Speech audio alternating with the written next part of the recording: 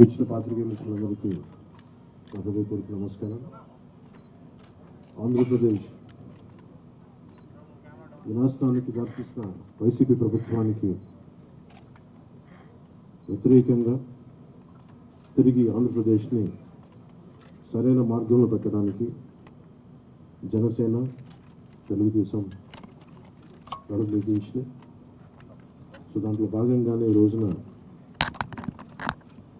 శ్రీ చంద్రబాబు నాయుడు గారితో గత 2 సంవత్సరాలుగా మేము ఆలోచిస్తూ ఉన్నాం. ఈ పర్టికులర్ రాష్ట్ర క్షేమం గురించి ఇప్పటి సభ దగ్గర నుంచి ఈ రోజు దాకా ఒక్కొక్కటి తెచ్చుకుంటూ మాట్లాడుకుంటూ చాలా జాగ్రత్తగా ఆంధ్రప్రదేశ్ని అభివృద్ధి పదంలోకి ఎలా తీసుకెళ్ళాలని ఆలోచిస్తూ వచ్చాం. అందులో భాగంగానే ఈ రోజున ఒక బంగారు భవిష్యత్తు కోసం రాష్ట్రాన్ని సరైన అభివృద్ధి పదంలో పెట్టడానికి మనస్ఫూర్తిగా ఈ రోజున శ్రీకారం చుట్టడం జరిగింది. అందులో భాగంగానే ఈ రోజున జనసేన, తెలుగుదేశం కలిసి నడుం బిగించినాయి. దీనికి మరింత బలోపేతం చేయడానికి భారతీయ జనతా పార్టీ కూడా శుభాశిస్సులు ఉన్నాయి. దీనికి మీ అందరికీ తెలిసిందే. అందుకని అప్పుడు ఎలా వెళ్ళిపోతున్నాం, ఎట్లా వెళ్ళిపోతున్నాం, ముందు పెద్దలు, మాజీ ముఖ్యమంత్రి, ప్రతిపక్ష నాయకులు శ్రీ నారా చంద్రబాబు నాయుడు గారు వివరిస్తారు. ఆ తర్వాత జనసేన ఎన్ని స్థానాల్లో పోటీ చేస్తామో తెలియజేస్తారు. జనసేన చాలా కీలకంగా 24 స్థానాల్లో పోటీ చేస్తుంది. భారతీయ జనతా పార్టీని దృష్టిలో పెట్టుకొని కూడా జనసేన చాలా కీలకంగా 15 స్థానాల్లో పోటీ చేయాలని నిర్ణయించుకున్నాం. దాంట్లో ముందుగా సంఖ్యాపరంగా ఒక 5 మంది అభ్యర్థులను 24 నియోజకవర్గాలు, 5 నియోజకవర్గాలు దానికి సంబంధిత అభ్యర్థుల్ని ప్రకటిస్తా ఉన్నాం. నెల్లిమర్ల శ్రీమతి లోకం మాధవి గారు, అనకాపల్లి శ్రీ కొనతాల రామకృష్ణ గారు, రాజానగరం దత్తుల బలరామకృష్ణ గారు, కాకినాడ రూరల్ పంతం నానాజీ గారు, తెనాలి శ్రీ నాగేంద్ర మనోహర్ గారు పోటీ చేస్తారు. మిగతా 19 నేను 2 రోజుల్లో మొత్తం అందరికీ తెలియజేసుకుంటాను. జనసేన చాలా కీలకంగా ఓట్లు చీలకుండా 98% స్ట్రైకింగ్ రేట్ ఉండేలాగా ఎక్కువ స్థానాలు తీసేసుకొని ఎక్స్పెరిమెంట్ చేసే కంటే కూడా తక్కువ స్థానాలు తీసుకొని రాష్ట్ర ప్రజలకు ఉపయోగపడేలాగా ఈరోజు నేను చూస్తుంది కూడా రాష్ట్రాన్ని ముందు ఒక గాడిలో పెట్టడం, పార్టీ ప్రయోజనాలను దాటి, వ్యక్తి ప్రయోజనాలను దాటి రాష్ట్ర ప్రయోజనాలను దృష్టిలో పెట్టుకొని 2014 నుంచి మనం నలుగుతూ ఉన్నాం. 2019కి అరాచక పాలన వల్ల ఇంకా నలిగిపోతూ ఉన్నాం. ఇలాంటి సమయంలో నేను చాలా నిర్మాణాత్మకంగా, చాలా బాధ్యతతోటి అన్నీ ఆలోచించి, చాలామంది పెద్దలు 45 స్థానాలు కావాలి, 70 స్థానాలు కావాలంటే ఒకటే చెప్పాను అందరికీ. 2019లో కనీసం నాకు ఒక 10 స్థానాలు ఉండుంటే ఈరోజు ఎక్కువ స్థానాలు తీసుకొని ఒక మంచి చక్కటి అవకాశం ఉండేది. అది కోల్పోయాం. కాబట్టి ఈసారి తక్కువ స్థానాలతోటి 98% స్ట్రైకింగ్ రేట్ ఉండాలి. దాంట్లో భాగంగానే 24 స్థానాలు, 3 పార్లమెంట్లు ఫిక్స్ అయిపోయాం. అలాగే 24 స్థానాలు కనిపిస్తున్నాయి. కానీ జనసేనకి మనం చూడాల్సింది 3 పార్లమెంట్లో ఇంకొక అదనంగా ఇంకొక 18 నుంచి 20 దాకా స్థానాలు అధికంగా యాడ్ అవుతాయి. సో దాదాపు ఒకలా చూస్తే జనసేన అందరూ అనుకున్నట్టుగా ఒక 40 స్థానాల్లో పోటీ చేస్తున్నట్టు లెక్క, 3 పార్లమెంట్తో కలుపుకొని. నేను కూడా ఈ అలయన్స్ బలంగా ఉండాలి, టీడీపీ జనసేన అలయన్స్ బలంగా ఉండాలి అంటే నేను కూడా ప్రత్యేకించి భారతీయ జనతా పార్టీని దృష్టిలో పెట్టుకొని కూడా నా సీట్లని కుదించుకోవడం జరిగింది.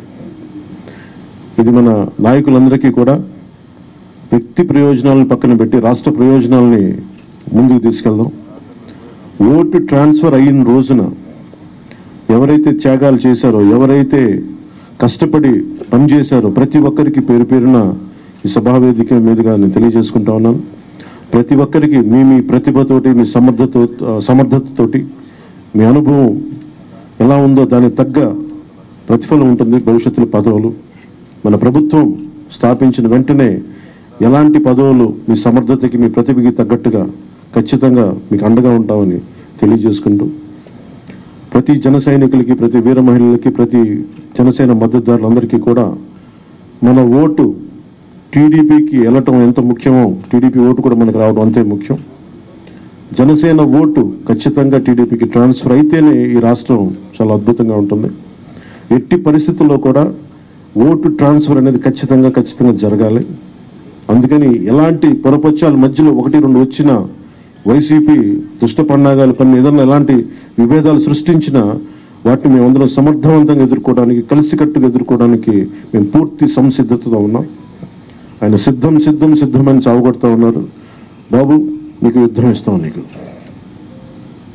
అది ఎలా ఎందుకు యుద్ధం చేస్తామంటే ప్రజలు తిరిగి ఆంధ్రప్రదేశ్ని గాడిలో పెట్టడానికి యుద్ధం చేస్తాం నీకు. అయితే మనస్ఫూర్తిగా ప్రజలందరికీ కూడా చాలా శుభదినం. మనం ప్రభుత్వాన్ని స్థాపిస్తున్నాం, మనం గెలుస్తున్నాం. ఏది చేసినా అసలు పవన్ కళ్యాణ్ ఎక్కడ పోటీ చేస్తున్నాడో తన సీటు చెప్పుకునే పరిస్థితి ఉంది. ఈరోజు వచ్చినట్లు ఆయన ఉన్నట్లేదు అనుకుంటా. ఆయనది లేదు, తనది లేదు. ఇప్పటికే డెసిషన్ తీసుకుంటే ఎక్కడ పోటీ అని చెప్పిండి అలాగా, అది రాలే. ఉపమన్నా ఉందా? ఉపమ అనౌన్స్ చేశాడా? తను అనౌన్స్ చేశాడు. ఈయనదైతే అది కూడా చెప్పుకునే పరిస్థితి ఉన్నట్ల. కనీసం తన సీటు తను కూడా చెప్పుకోలేకపోతున్నాడు. మరి అది కూడా ఆఖరణ చంద్రబాబు నాయుడు అన్ని ఈక్వేషన్స్ చూసి ఎక్కడ పొమ్మంటే అక్కడ పోతాడేమో. 24 సీట్లు జనసేన పోటీ చేస్తానని చెప్పి పవన్ కళ్యాణ్ అన్నారు సార్, కానీ 5 సీట్లు మాత్రమే ప్రకటించారు. అంటే మిగతా సీట్లో క్లారిటీ లేరా, అభ్యర్థి లేరా? చెప్తున్నా కదా, మిగిలిన సీట్లు చంద్రబాబు నాయుడు డిసైడ్ చేయాలి. అది జనసేన కూడా ఈయన ఇవ్వాలి. అసలు ఫస్ట్ థింగ్ 24 సీట్లు, 175 వైఎస్ఆర్సీపీ నిలబడినాం. 2014 మాకున్న ఇది వచ్చి 18 సీట్లలో పోటీ చేయడం ఒకటే. అంతకుముందు పులివెందుల ఇది గెలుచుకోవడం. అలాంటిది 2014లో ఎన్నికలకు మొత్తంగా ప్రిపేర్ అయ్యాం. అంతకుముందు స్థానిక సంస్థలు కానీ అంటే రాజకీయ పార్టీ విశ్వసనీయత కలిగిన నాయకుడు ఉంటే ఆ పార్టీ స్ట్రక్చరు 175 కాన్స్టిట్యున్సీలో 175 పెట్టాము. తెలంగాణలో కూడా ఎక్కడైతే మేము వద్దనుకున్న చోట కూడా కొన్ని చోట్ల పెట్టాము. 6% ఓట్స్ ఆ రోజు తెచ్చుకున్నాం పోటీ. ఇందులో ఒక పార్టీ ఎట్లుండాలి రాజకీయ పార్టీ అనేది జగన్మోహన్ రెడ్డి గారు చూపిస్తే, ఒక అవుట్ఫిట్ ఏదో పెట్టుకుని ఇది రాజకీయ పార్టీ అని చెప్తున్నది ఏదైతే జనసేన అంటున్నారో, ఇంత దరిద్రంగా ఇట్లా కూడా ఉంటారా అనేది చూడాలంటే ఆయన్ని పవన్ కళ్యాణ్ గారిని చూస్తే కనపడుతుంది. అందుకోసమే మీరు గమనిస్తే పార్టీ స్ట్రక్చరు ఏర్పాటు చేసుకోవడానికి కానీ 175 నియోజకవర్గాల్లో ఒక ఇన్ఛార్జిని పెట్టుకునే ప్రయత్నం కానీ, అలాగే పార్టీ తరఫున కింద కమిటీలు వేయడం కానీ ఎందుకు చేయలేదంటే రేపు డిమాండ్ పెరుగుతుంది, చంద్రబాబు నాయుడుకి ఇబ్బంది కలుగుతుందని. జస్ట్ ఊరికే పార్టీ పేరు, గాజు గ్లాస్ గుర్తు ఈ 2 పెట్టుకున్నాడు. అండ్ నేను ఇంతకుముందు అన్నట్టు 100% ఓన్డ్ సబ్సిడరీ కింద చంద్రబాబు నాయుడు అందరినీ డిసైడ్ చేస్తాడు. ఇక్కడ విమర్శలను అక్కడ తీసుకెళ్లొచ్చు. అది ఇంకా ఆలోచించుకోవాల్సింది ఈయన మీద హోప్ పెట్టుకుని పవన్ కళ్యాణ్ మీద ఇన్నాళ్ళు కలలు గంటూ వచ్చిన వాళ్ళు ఎవరన్నా ఉంటే వాళ్ళు ఆలోచించుకోవాలి. వాళ్ళ పరిస్థితి ఏంటి, వాళ్ళకి ఆఖరికి ఏమి ఇది అవుతుంది అనేది వాళ్ళు ఆలోచించుకోవాలా.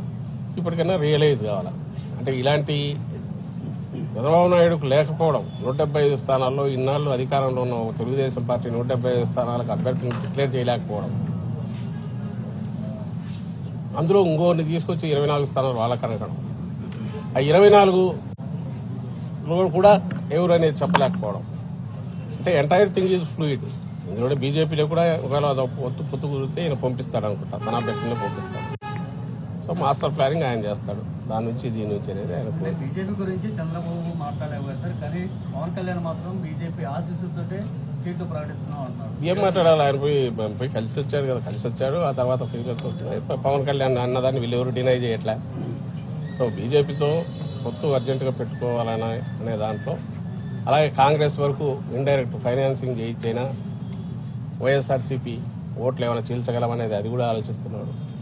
ఓవర్వెల్మింగ్ గా వైఎస్ఆర్ కాంగ్రెస్ పార్టీకి జగన్మోహన్ రెడ్డి గారికి ఉన్న పర్సెంటేజ్ ఆ పాజిటివ్ ఇది అయితే కనుపుతుందో దాంట్లో ఏమాత్రం చిన్నది డెంటిన్ చేయాలన్నా వీలవుతుందేమో అది అన్ని రకాలుగా ఆయన ప్రయత్నం చేస్తున్నారు.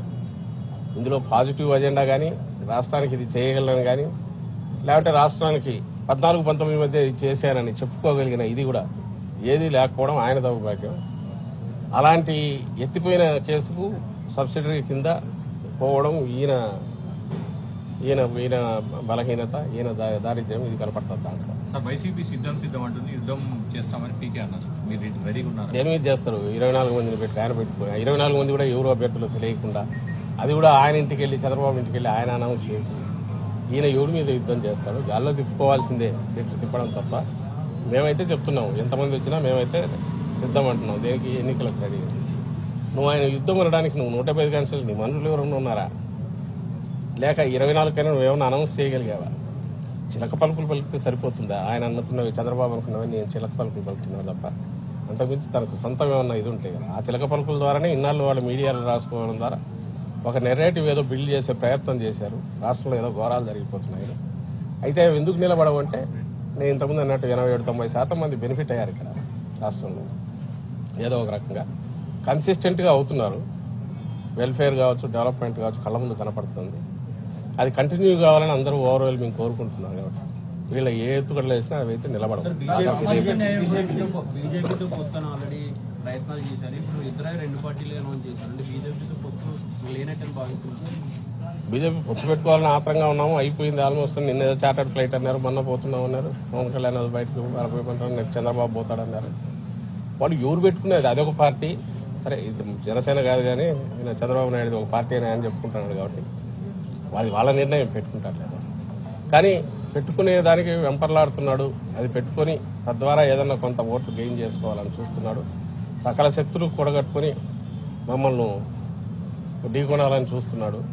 లాస్ట్ డిచ్ ఎఫర్ట్స్ అంటారు కదా, దింపుడు కళ్ళ మాస, దాంతో ప్రయత్నం చేస్తున్నారు అనే దాంట్లో భాగంగా ఆయన పోయి అమిత్ షాను కలవడము, బీజేపీ వాళ్ళతో లోపాయికారిగా ఈయన ఏజెంట్లు ఉన్నారు కదా అక్కడ టీడీపీలోంచి బీజేపీలో ఉన్న 4-5 నాయకులు, వాళ్ళ ప్రయత్నాలు ఇవన్నీ మీ మీడియాలో మీరే రాస్తున్నారు, బయటకు వస్తున్నాయి. అంటే